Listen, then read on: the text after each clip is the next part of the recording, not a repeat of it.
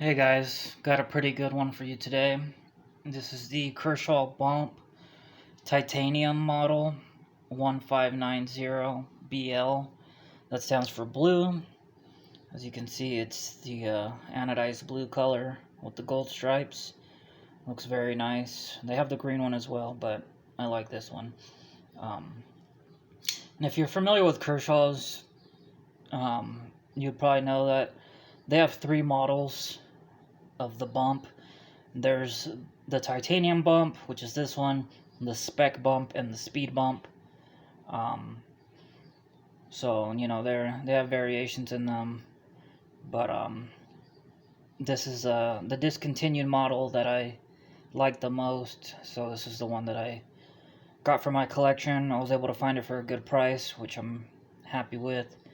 I got it used, but it's still in great condition. And if you're interested in this knife, they do have one on eBay at the moment. They have the blue one and the green one, but they'll set you back about $360, kind of pricey. But these are kind of collector's pieces now, because they're pretty old knives. I mean, you're not gonna really find them. They're kind of rare. Like this one was made in you won't be able to see it, but right here it says September of '04. So that's 16 years old, and to be in this condition, that's pretty good. But yeah, I was happy to get it for a good price, and it's just a really nice gentleman looking knife. But this is a Ken Onion design. I mean, if you're familiar with Kershaw, you'll probably recognize this as one of his designs. It's USA made, and these are actually serialized as well. Mine is number 786. I'm not sure how many are out there. I'd say maybe like 1,000 were made. But who knows how many are out there in the wild that are still good. Let's do some quick comparisons. So here it is against the Kershaw Talon. Oh yeah, and the reason why this is called the bump is because of that large bump here in the cutting edge. It's supposed to help with pull cuts the way that a hawk bill will, but it's supposed to also be good for just general everyday cutting tasks without sacrificing blade proficiency. But that's the reason for the bump name and the unique profile design. Here's another Ken Onion design, the popular Kershaw leak. So you can see how much larger the bump is. Let me move that up a little bit compared to the Talon and the leak. And here it is against the Skyline. So again, pretty large knife. And then lastly, against the Griptilian Tano, which is a little bit smaller than the bump. So yeah, bump is it's a pretty large knife. Not quite too large, but a little more than medium. It's perfect for my hand. I really like the size of it. So let's do some quick specs. The overall length of the knife is 8¼ inches. The blade length is 3½ inches, and the blade stock thickness is 0.13 inches. The handle itself is 1/2 inch, and this is a modified drop point blade. It's got a really awesome swedge right here that runs about 3/4 of the spine. Just looks really cool. I love this blade profile. It's very interesting. This comes in S30 V steel, so very good steel, very good quality. And the handle is made of titanium. Like I said, it's got a really nice blue anodization on it with the gold stripes to contrast. Just very nice looking, very well done. And I love how this is all milled, just machined. I mean, it's just incredibly well done, just very beautiful machining. It's impressive.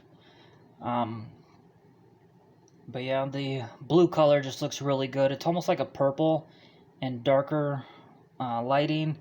but in the brighter light, it's got this really nice, like, bright sky blue looking color. It's just really cool looking. It's got a lanyard hole, and this is a assisted knife with their patented speed safe. I really would like to have seen this in a manual, and even better if it had KVT bearings. That would have been really cool to see this. When I took it apart, because when I get new knives, I take them apart, I clean them, look inside, see how they, function. I noticed that the torsion bar was kind of small for this knife. I would have liked to seen them either put a bigger one in if it was going to be assisted. It's got a really smooth action, and the pull weight on the flipper tab is really light, but that speed is not, that fast. I mean, I get the blade is large, so it is kind of slow. I mean, if you were to compare it to this Talon, I mean, that just flicks out so fast. There's no question when it comes to the difference in speed. But, I mean, that's okay. Like I said, I really wish they would have just made the torsion bar bigger or put a little bit more spring into it. But, it's a gentleman's knife. It's not supposed to have that really fast spring, almost auto-like action. But like I said, it's very smooth, so, that's fine.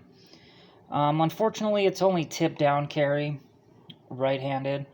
I would have liked to seen more options, and I would have liked to seen a better pocket clip. I feel like that's something that they just kind of threw on at the end. Like, when Ken Onion designed this, it seems like he designed it and then was like, oh yeah, I need to add a pocket clip. And then they had one for the leak just sitting around, and he's like, alright, that'll work. And just slapped it on there. So it's kind of boring. It's got that pocket clip from the leak. It's not really interesting. So I would have liked to see something more suited for this knife with more carry options. And I think this knife would actually do better in the left hand or the left pocket.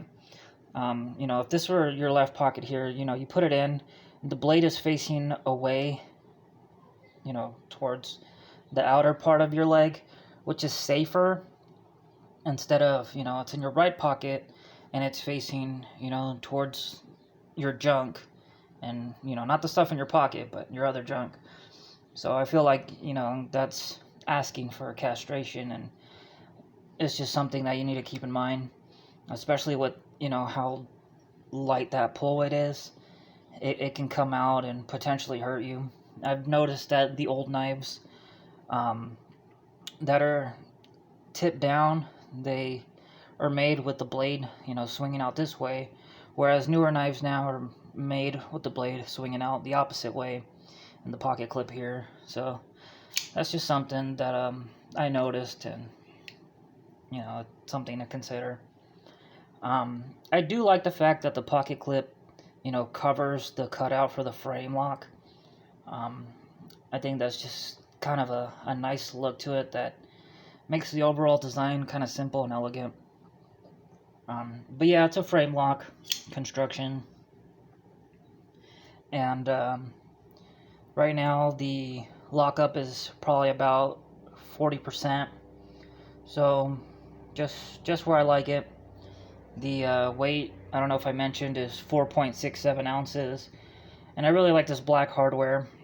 Just looks good. It's also got the black backspacer, which I'm thinking is G10. And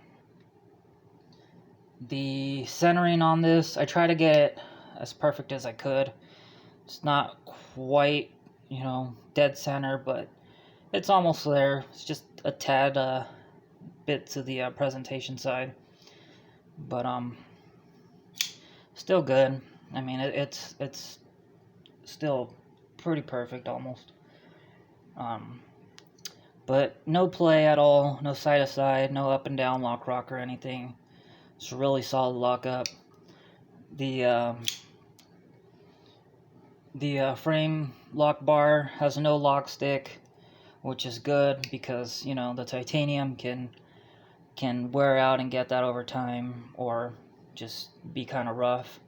But I would have liked to have seen them having a lock bar insert. I don't know if they were around at the time that this was made, but it would have been cool to see that. Like, if we were talking about improvements on this knife, that's something that I would consider adding. If I was a designer, I wouldn't have liked a lock bar stabilizer, but if they had put the over travel stop in the lock bar insert, that would have been really nice and just helpful in general. I did notice when I took it apart, though, that there was some wear in here, and that being because the titanium is rubbing against the steel. The steel is going to be harder, the titanium is going to be softer, so over time it's going to wear. So like I said, if it had that lock bar insert, that would have been something that could have helped it a lot, and just minimized any wear that could potentially happen, and that does occur over time. I really like the symmetry to this knife. If you were to like fold it, closed this way, the knife is basically the same. I mean, it's got the recurve in it and the choil, and the way this is, designed, like, fits the way this is designed. It's just very symmetrical. It looks really good. And when you bring up ergonomics, everything just feels great in the hand. I love the slim profile design, just really nice. And I like how the titanium isn't just flat, but it's got a subtle curve to it. It's got a little bit of belly in the middle of the handle scale. So when you're holding it, it feels good. And I like how this bump here on the ridge or edge of the handle just fits perfectly into that that crease in your hand, just that pocket. And then with the forward finger choil, or not forward finger choil, but just the finger choil, everything sits good. The 3 fingers sit real nice under. It just feels really solid, just really nice. There's no jimping, but for a gentleman's knife, I prefer it not to have jimping. And with how solid it feels in the hand, I like it as it is. It's really nice. There's 3-way opening to it. You can use the flipper or the dual thumb studs, whatever you prefer. So if you like the flipper or middle finger flick or a thumb flip, hold on, couldn't get a good grip. There you go. Not the best when it comes to the thumb flicks. I prefer the middle finger flicks or flip, whatever. But yeah, just very comfortable ergos. Love that construction and everything. And then with this milling, just the way it is, it's just the complexity of the machining is just very beautiful, very well done. So yeah, that was a pro that a positive that I gave this knife. And again, with the anodization, it's just really beautiful, great color, and that the blade design is just really good. So those are all my my positives. But despite that blade design and how it's for the pull cuts due to the bump, I would advise or just note that you may want to carry another knife on you if you're going to carry this, because depending on the cutting task that you're trying to do, this may not be as good as another knife would be for that, because of the recurve and the bump. So I think that's something to consider. Just a note I threw in there while doing my review. Some of my neutral things or points that I have towards this knife, because this is anodized, you have to just be sure to take care of it, not let it wear so much. Like on the bottom here, you can kind of see how it's starting to wear, and when it's sitting in your pocket against the bottom of it, it's gonna rub, or just over time it's gonna wear out, and then it'll dull a little bit as well, I hear that you can spray like Windex and clean it up, and it's supposed to help brighten it back up. But don't quote me on that. So that's just something to consider. Some of the cons, like I said, I don't like this pocket clip. It's just, I don't know, it doesn't fit right for the knife. Like I said, the knife is well designed, looks great, and then they just slap the boring clip on. So that's one of my cons. And then again, with the only one position carry, that's another thing that I didn't like. You know, there's no options, and then no left-handed carry. But yeah, overall, just a very nice knife, really good for gentleman's carry. It's a great collector piece, and it's just got that simple construction while also looking very elegant. So I think it's a very cool knife. So far I'm enjoying it. I think it fits great with my discontinued collection, and happy with it.